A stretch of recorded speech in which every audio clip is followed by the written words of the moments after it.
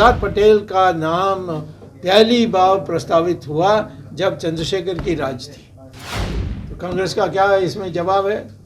इनको तो सिर्फ नेहरू के साथ जो थे वही आज़ादी के आंदोलन में थे और कोई नहीं थे। तो इसीलिए उसमें तो हम आ ही नहीं सकते। नेहरू को तो हम समझते हैं कि चीन के मामले में हम हमारे साथ धोखा की, उसकी रिश्ते जो माउंटबेटन की बीबी के साथ थी वो हमारे शर्मनाक है हमारे देश के लिए। नमस्कार, मेरा नाम आलोक है। आप लाइव स्ट्रीज देख रहे हैं। बिहार के मुख्यमंत्री नीतीश कुमार को बिहार पहुंचते ही बड़ा चैलेंज दिया है। देखिए, सुब्रमण्यम स्वामी बिहार पहुंचे हैं, बीजेपी के सांसद हैं राज्यसभा से, और लंबे समय से जब से ये राजनीति कर रहे हैं तब से हिंदूवादी राजनीति ये करते हैं और हिंदुओं के बड़े प्रचारक माने जाते हैं। देखिए, सुब्रमण्यम स्वामी जब बिहार पहुंचे हैं तो उन्होंने साफ साफ कह दिया, नीतीश कुमार जो विपक्षी नेताओं को एकजुट करने के प्रयास में लग चुके हैं। आज तक कांग्रेस की सरकार में ही क्या हो गया देश के लिए, जो पुराने लोग रहे हैं, जो इनकी आज़ादी की लड़ाई में अहम भूमिका रही है, उन्हें क्या दे दिया है जिन विपक्षी नेताओं को नीतीश कुमार एकजुट करने में लगे हैं। वहीं कोई काम हुआ है? नीतीश कुमार अक्सर पूछते हैं देश में कोई काम नहीं हो रहा है, सिर्फ प्रचार हो रहा है। उस पर भी सुब्रमण्यम स्वामी ने एक बड़ा चैलेंज किया है नीतीश कुमार को। क्या कुछ कह रहे हैं, ज़रा सुनिए। ये आज शहर में उनको ईद के कारण टाइम मिलेगी तो हम जाकर मिलके फिर ही दिल्ली जाएंगे। मैं तो चाहता हूँ कि ऐसे लोग आए और हमारे देश में एक सशक्त एक विपक्ष की होनी चाहिए। और ये नहीं है कि हम समझते हैं कि हम सब लोग जो बीजेपी में हैं वो ये नहीं समझते कि हमारी सिद्धांत है, परंतु जो मोदी कर रहा है वो सब चीज़ ठीक कर रहा है, ऐसा तो मैं तो नहीं मानता। कोई खतरा महसूस नहीं हो रहा है उनके विपक्षी एकता की मुहिम से? नहीं, कुछ नहीं हो रहा है, क्योंकि हमारे पास सिद्धांत है। इस सिद्धांत को आज सब मान रहे हैं।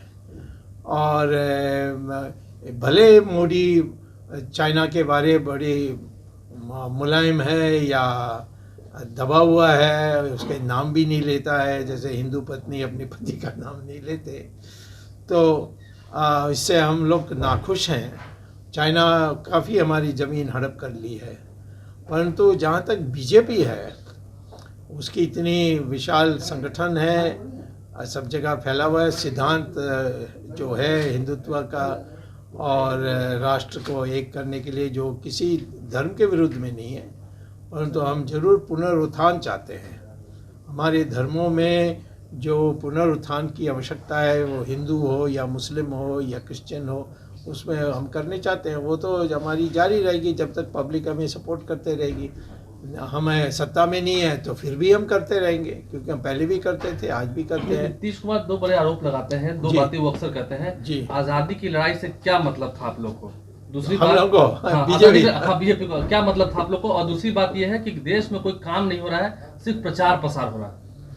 ये दो बात कहते हैं। ठीक है, जहाँ तक आज़ादी के आंदोलन में क्या था, इसका सही इतिहास कहाँ लिखाया गया?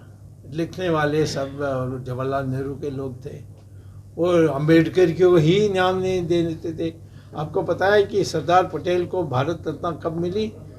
जब मैं मिनिस्टर था चंद्रशेखर की सरकार में, तब मैं हैरान हुआ जब चंद्रशेखर ने मुझसे कहा कि रिपब्लिक डे आ रही है तो किसको भारत रत्न देना चाहिए। तो मैंने कहा पहले लिस्ट में देखता हूँ कौन है और कौन नहीं है। मैं हैरान हुआ कि सरदार पटेल का नाम नहीं था। सरदार पटेल का नाम पहली बार प्रस्तावित हुआ जब चंद्रशेखर की राज थी। तो कांग्रेस का क्या इसमें जवाब है? अम्बेडकर का एक साल पहले 1999 में, 1990 में, 90 में अम्बेडकर का हुआ, 91 में सरदार पटेल का हुआ। तो ये सारे, सुभाष चंद्र बोस को आज तक उन्होंने कोई मान्यता नहीं दी थी, हमने इतनी मान्यता दी थी। सिर्फ वो परिवार कहती है कि जब तक हम नहीं कहेंगे कि आप जिंदा नहीं हैं तब तक आप उनको भारत रत्न नहीं दे सकते। तो इसीलिए उनके लिए भी मिलेगी। हम ही सरदार सुभाष चंद्र बोस के लिए हम लोगों ने खुलासा की थी। तो जहाँ तक आज़ादी के आंदोलन सवाल है, इनको तो सिर्फ नेहरू के साथ जो थे वही आज़ादी के आंदोलन में थे और कोई नहीं थे। तो इसीलिए उसमें तो हम आ ही नहीं सकते। नेहरू को तो हम समझते हैं कि चीन के मामले में हम हमारे साथ धोखा की, उसकी रिश्ते जो माउंटबेटन की बीबी के साथ थी वो हमारे शर्मनाक है हमारे देश के लिए। तो ऐसी चीज़ें कई हैं। तो और काम नहीं हो रहा है देश में कोई काम नहीं हो रहा है, सिर्फ प्रचार प्रसार हो रहा है।